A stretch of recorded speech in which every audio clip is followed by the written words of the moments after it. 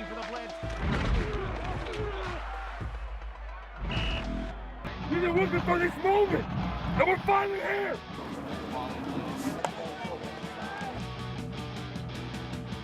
All we gotta do is seize it.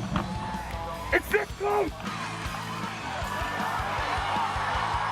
Thomas breaks a tackle. He's in. Touchdown, Huguenots. We've done all the work. We've gone through all the pain that we had to go through to get here. Throwing double move for Morrison. Good throw downfield. And it is caught.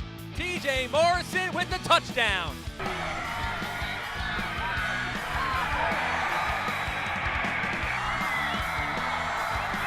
It's here! All we gotta do is go out there and execute! New Rochelle is champion again.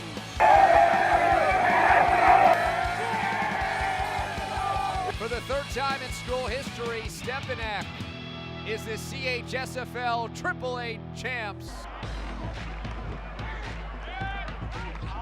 The 2016 football season in the Hudson Valley is just 1 week away. Double sessions are over, and today is the last tune-up before the real thing. It's scrimmage day across New York State, including here at Brewster High School in Putnam County, where we bring you this week's edition of the Football Fix. Hello, everyone, and welcome to the final Football Fix show of the summer here on MSUVarsity.com. It's the Hudson Valley Preview Show. I am your host, Kevin Devaney Jr. We are here at Brewster High School Scrimmage Day. 8 teams here scrimmaging: Brewster, Carmel, Putt Valley, Nanuet, New Fairfield. Comes over from Connecticut, Yorktown, Lakeland, and Hen Hud. Hen Hud might be the headliner hit here in today's show. We have a lot to get to in today's show. We're going to check in with the Sailors and a couple other teams as we get cranking. Final week of the preseason, getting ready for Labor Day weekend football across the Hudson Valley. Before we get into 2016, let's take a look back at the winners, the champions of 2015. Defending champions in Section 1, you have New Rochelle back on top in Class AA. In Class A, Rye lost to Our Lady of Lourdes. Our Lady of Lourdes went on to win the section, win the region, go on to the state championship game. They are looking to rebuild and try and stay in contention in Class A in Section 1. Your Class B champions, Westlake, pulling off the upset over Nanuet. And in Class C, Dobbs Ferry had a long layoff. They won their section championship, lost in the opening round of the state tournament. Class D, Tuckahoe reigned again in Class D in Section 1. Over to Section 9, Newburgh, the team to beat maybe in New York State this season, looking to go back-to-back in Class AA in Section 9 and Class A. Cornwall, no surprise, winning again in Section 9 and Class A. Class B, Marlboro, trying to hold on to that title this year. Spack-and-Kill going to be coming for them in 2016. Class C, you had Liberty. And in Class D, you had the combined programs of Livingston Manor and Roscoe. So the top storylines across the Hudson Valley, let's start with New Rochelle, defending Class AA champions in Section 1. They do return a nice nucleus of players. They graduate a core of seniors that led them to that championship after a 2-year drought. Jared Barron returns in the backfield. Jonathan Sadler going to come in, maybe going to play some quarterback. New Rochelle has not really identified how they're going to use Jonathan Sadler, a multi-versatile athlete that they have on both sides of the football. A lot of new faces. New Rochelle is going to be considered the favorite to win Class AA, but there's a lot of room for them to grow and a lot of time for them to grow. North Rockland doesn't give them a lot of opportunity to get themselves prepared. Week 1, North Rockland, Scarsdale later down the schedule. New Rochelle doesn't have a difficult schedule, but I do believe this is a team that's going to be a lot better after day 1 to the end of the season, like they do every single year at New Rochelle. Now we go on to storyline number 2, and really, this could have been storyline number 1. Stepanak, Iona Prep, always been rivals. The rivalry gets ratcheted up this season with a coaching change. Joe Spagnola, former assistant coach at Stepanak. Spagnola led them to back-to-back Catholic championships. He was the offensive coordinator. An Iona Prep graduate, he went back to Iona Prep to be the head coach, taking over as the youngest head coach in the AAA division. And there's an interesting little tidbit here. He helped recruit a lot of the players to Stepanak, so he's facing off against a lot of his former coaches, former players. Going to be very fun. Second week of the season, that is September 17th at Iona Prep, the game to watch in the Catholic League. And storyline number 3, Our Lady of Lourdes, the team that played the longest out of Section 1 last year, made it to the Class A state championship game, almost won that state title. They lose Dean Roger, Luke Tim, co-MSU Varsity Hudson Valley Players of the Year. They do have a solid group to build around coming back, with Joe Scaglione taking over as the full-time running back. Now, Scaglione was a sophomore last year, started on defense, Injuries led him to be now the fullback late in the season, and he really took off. He flourished in that role. He, to me, is a guy who could be among the leaders this season in Section 1 in rushing. This is a team that led Section 1 in passing all those years. Sean McDowell's back, some good linemen return for Our Lady of Lourdes. I wouldn't get too worried about them. A wild card for them is Nick Gaston, Division I baseball player, transfers from Kennedy to Our Lady of Lourdes. Going to play somewhere, might even be a quarterback. Lourdes going to be a fun team to watch and follow this season. Games to watch this season, there are plenty, and one of them is very early in the season. Harrison at Rye, the game. Harrison trying to end another losing streak to the Rye Garnets. September 10th, 11 a.m. Be sure you can watch that game live on MSGvarsity.com. We talked about Iona Prep Stepanak. New Rochelle at Scarsdale, really the marquee game on New Rochelle's schedule. Somers at Nyack, going to be fun with Tony DiMatteo traveling to visit and play against his son now, Dominic DiMatteo, the head coach at Nyack. Ketchum, John Jay's Fishkill. Rivalries in Dutchess County, the best there is going in Dutchess County. One of the games that didn't make our top 5 list, but maybe should have, was Brewster hosting Our Lady of Lourdes. We're here with Brewster quarterback, all-around athlete, Jack Guida, senior. Jack, first, let's talk about the Lourdes game. And, you look at that, they went to the state championship game last year. How much do you have to prove on opening night? Yeah, that's definitely a big opening game for us, and we're looking to give ourselves a name, and it's huge. We've been preparing all summer, and we're really excited for that game. Now, I watched you a little bit last year as a running back. Now you're a quarterback. How has that transition been for you? It's definitely been easy with the team we have. Everyone's been so supportive, and especially with the line we have, we've all been doing really well, and I like the way we're looking. When did you know you were going to quarterback? Did you know after last season with Matt Catalano graduating there was going to be moving over? Yeah, especially with the amount of reps I took at Wildcat. Coach kind of gave me the impression that I was going to take over at quarterback. How's your arm? We know you can run. How's your arm? I surprised myself coming out of the year, but I think it's more than what people are expecting. This team in general, you got to feel good when you line up and you see the big boys up front. Now, those guys went to a bunch of lineman challenges and did really well. So how good do you feel about this offensive line? I think our line is going to do awesome.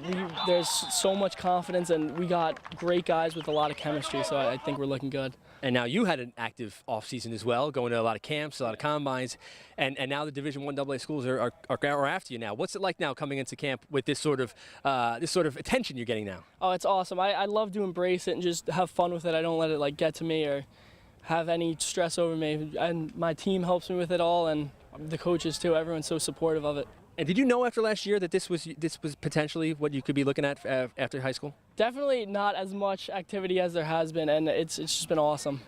Camp today, obviously scrimmages today. What did you make? What were some of the bright spots? What were some of the areas you said we got 7 days to get better at this? I think our defense looked great, a lot better than I thought we were going to do, and our offense definitely can improve, but I like the way we're looking all around. Jack Guida, one of the 100 players selected for the MSG Varsity Hudson Valley 100, an annual feature we have online. Be sure to check it out before week 1, because after that, it doesn't really matter. It's all March to try and become a postseason all-star, the preseason Hudson Valley 100 list. Check it out online, msgvarsity.com.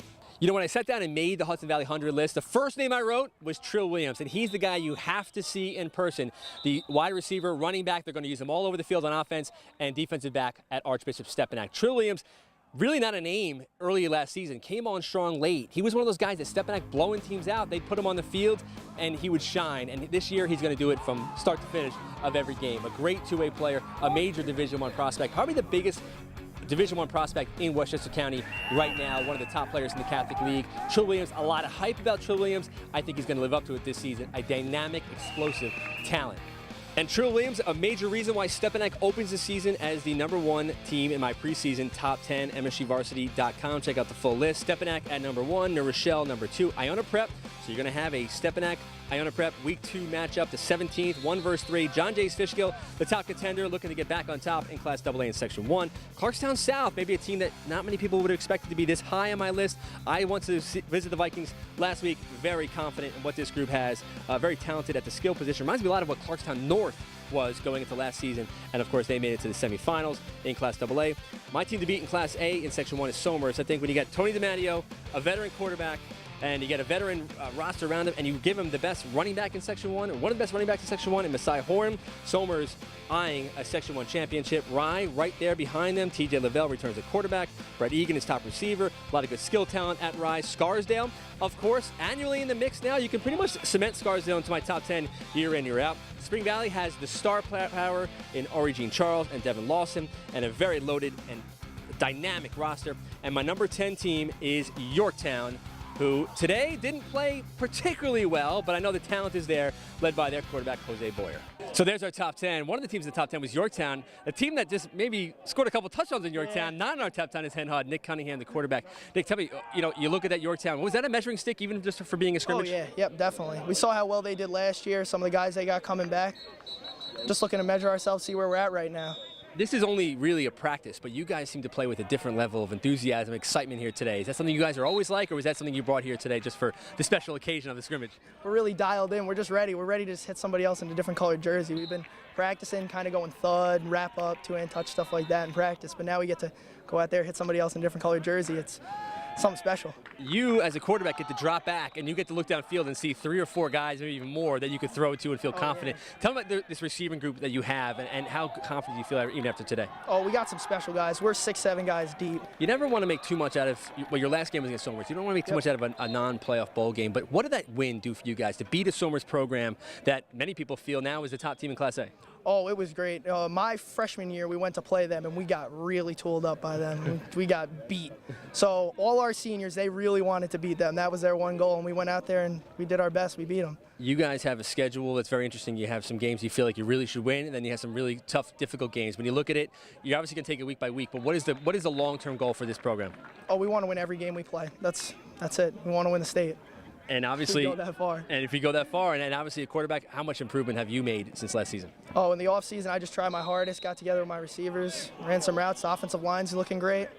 Just coming together right now. And you got to leave here today feeling good? Oh, yeah, definitely, definitely. And now it's on to my bowl predictions, an annual thing that I love to do in the preseason and hoping that nobody remembers late in the year. You know, one of the teams I left out, maybe I shouldn't have included, is Hen Hud. The way they carved up defenses here today, they look very, very good. Nick Cunningham at quarterback and just a plethora of receivers to throw to. But my 3 bowl predictions for the season, starting with number 1, with New Rochelle. I think New Rochelle gets to the state championship game this year, and their toughest test along the way is being Newburgh, the team they beat last year in the opening round of the state tournament. I think New Rochelle has the coaching staff, they have the mindset. This is a solid group. This is a group that works hard. Jared Barron, Jonathan Sally, these guys have been through it before, and I love the young talent. And sometimes you need the young talent to be a little naive, a little bit to not know what they're getting themselves into and handle the pressure. I think this is a New Rochelle team that's going to get to a state championship game. Western New York, year in, year out, a little bit better than the eastern half of the state, so New Rochelle will have a tough time winning a state title, but you never know. Once you get to the Dome, you never know what's going to happen. In Section 9, I think Marlboro's run as Section 9 Class B champions, my number 2 prediction, is Spack&Kill winning the Class B championship. I love what I saw when I watched him at the Arlington camp a few weeks ago. I think Dykeen Lewinson is ready now as a sophomore to be the star. Cameron Abelos, again, he's a 4-year starter quarterback. Don't underestimate what that means to a team, especially in Class B, to have a 4-year starter quarterback. And I just feel this Spack&Kill team, from what I saw at the Arlington camp, I felt this is a Spack&Kill team that's primed to win a Section 9 Class B championship. And then my last prediction, I always do a stat prediction.